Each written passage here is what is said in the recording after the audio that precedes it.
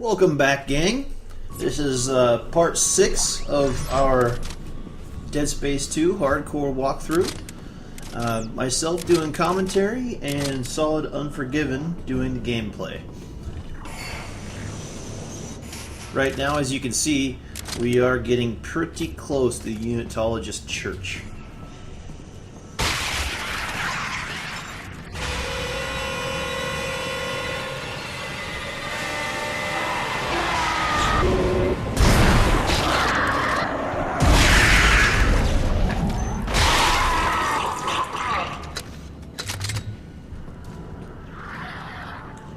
It sounds like those little creatures from the Remnant are nearby. Yeah, there's one right now.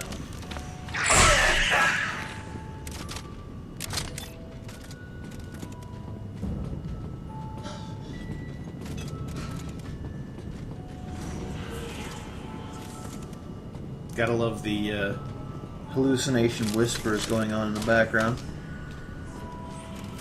Now, I'm not gonna lie, on surround sound, that does add for a bit of depth. It does make you think for a second. Okay, looks like it's a nursery coming up and the next hallucination.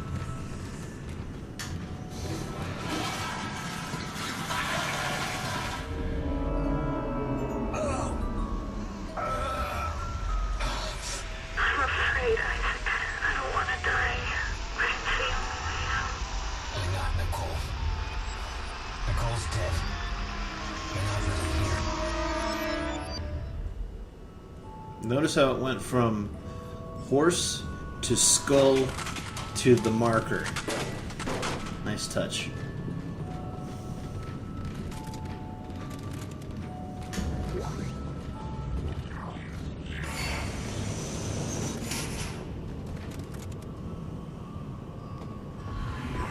So the whispering of Isaac's name once again. Now remember, they still haven't saved the game once, so trying to get to Chapter 5 before doing that.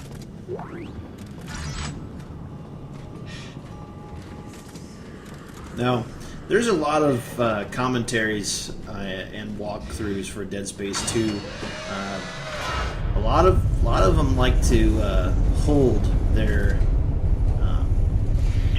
gameplay footage found me. They're tracking me in some sort of gunship. You're almost here. Hurry. Until they get a certain number of likes and such. Whereas Solid Unforgiven and myself like to put as many as we can up at once. We don't like to keep people waiting.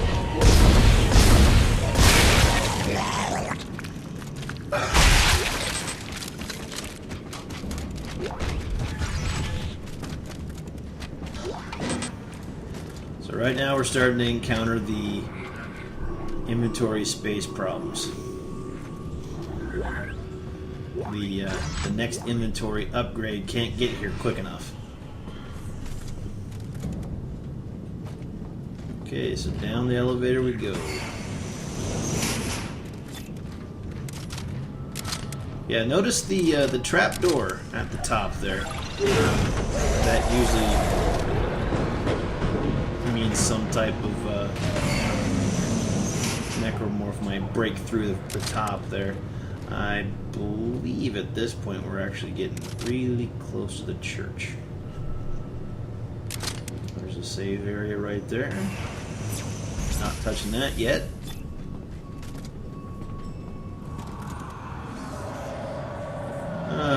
Big old open area is never a good sign.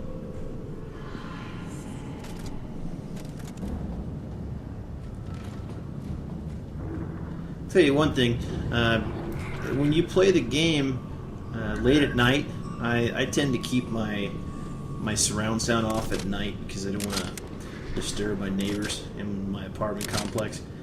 So I put on my my Turtle Beach PX5 headset, 7.1 surround sound, and it actually works a little bit better than my normal surround sound. So I might think about upgrading that.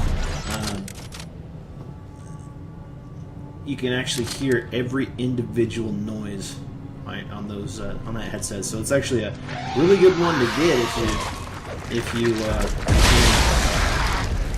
really adds to the immersion. I don't know how Saul was able to actually pull that off without getting hit with the explosion.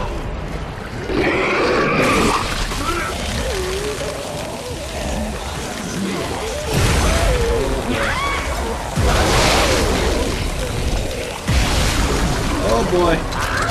Got a little close there. Didn't really do a whole lot of damage though. I'm actually kind of surprised. Infectors. Always very annoying. They take a lot of damage, and the only way you can really kill them off the start is if you just happen to come across them when they're about ready to infect. They have this little beak that comes out that they use to inject the the DNA or whatever into the host to turn them into a necromorph. So if you are so lucky as to see them doing that and you hit them, that will kill them one shot.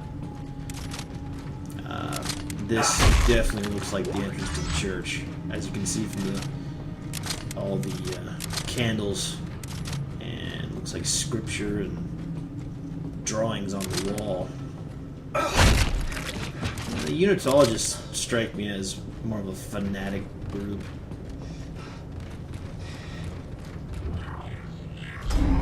Yep, the beginnings of the church.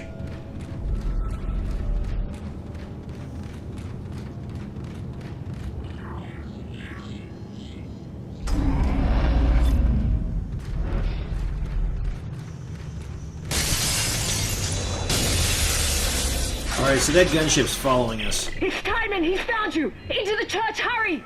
Chapter 4.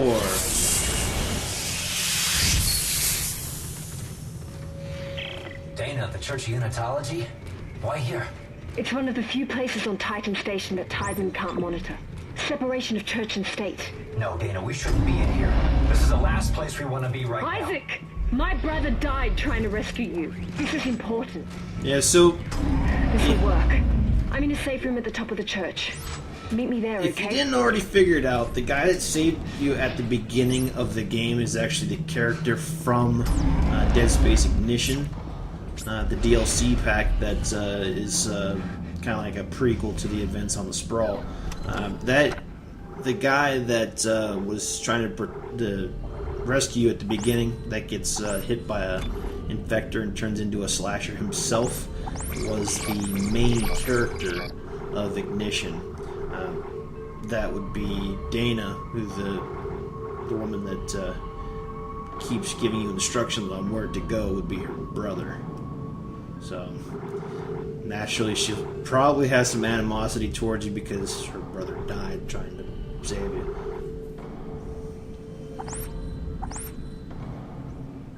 Alright, so as you can see, Saul decided to go ahead and move the plasma rifle out. He went ahead and put it in the safe, I believe. Always a good idea to get a bunch of nodes. You never know when your next bench is going to come up. There's conveniently right here.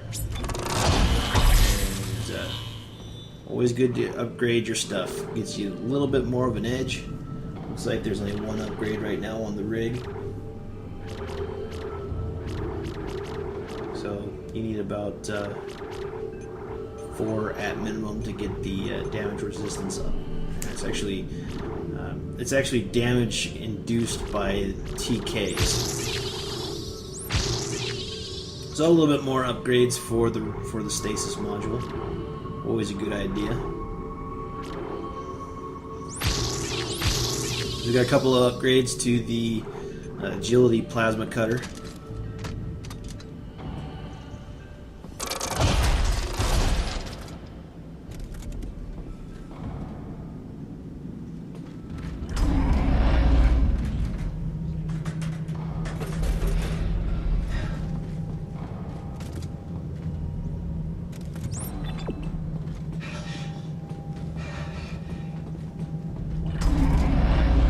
Okay, so just so you know, there is a necromorph in here.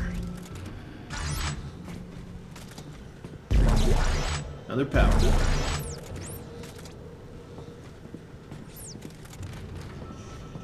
And that would be a slasher.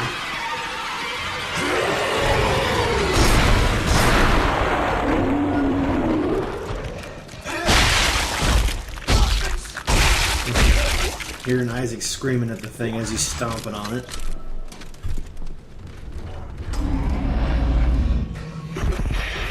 Isaac, can you see the symbols too? Strauss. Yes, I see the symbols. We're a threat to them. I know it. We have to work together. Work together? Who's them? Well, you mean Tideman? Strauss. Work with me, Strauss.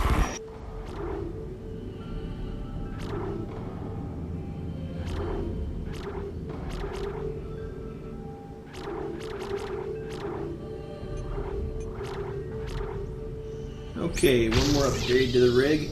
That'll put you close to the next HP upgrade, so you get a little bit more health. Another way to cheat the system a little bit, if you're low on health and you need some full health, just switch suits. Just saying, it does give you full health.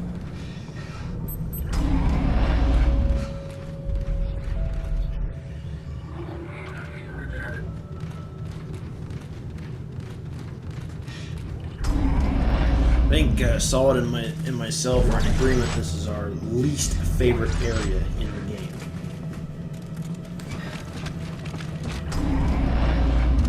There's too many things can go wrong. There's so many windows in here, and it doesn't take a whole lot to depressurize. One stray shot. Okay, so he's just roaming back to get some. Just selling the stuff he doesn't need.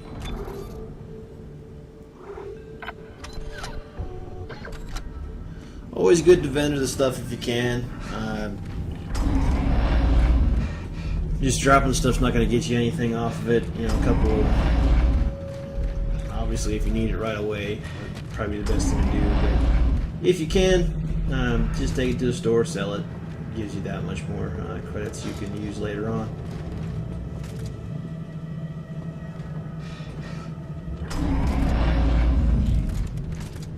Alright, this is where it gets a little tricky. There's an infector.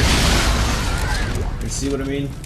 If you kill it as soon as it's infecting and it's exposed its beak,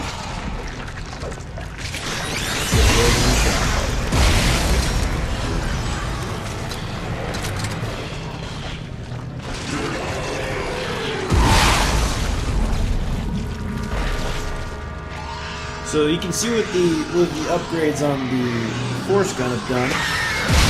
Actually makes it quite effective.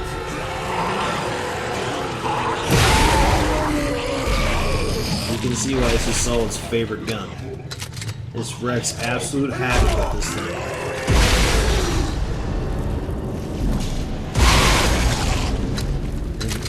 It's great for almost every situation.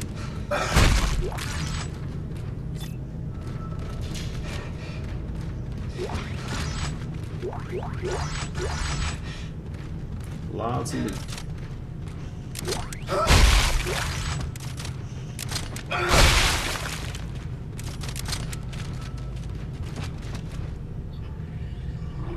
Okay, so we got 3 slots left. I believe I just saw some rivet bolts in there. I don't know what you guys think about the rivet gun, but I don't know. I didn't have any good experiences with it. It seemed like it was extremely underpowered. Not a whole lot of impact in its shots. It seemed to be a shotgun, sacrificing power for a rate of fire type of thing. So you got contact beam weapon or ammo. I'm sorry. Again, I don't know if Solid actually uses the contact beam at all. I actually liked it on my walkthrough. I liked it quite a bit. I thought it was a pretty decent weapon, especially when it's upgraded. It does have that kickback that it does, just like what the force gun does. It just takes a little while to charge it up.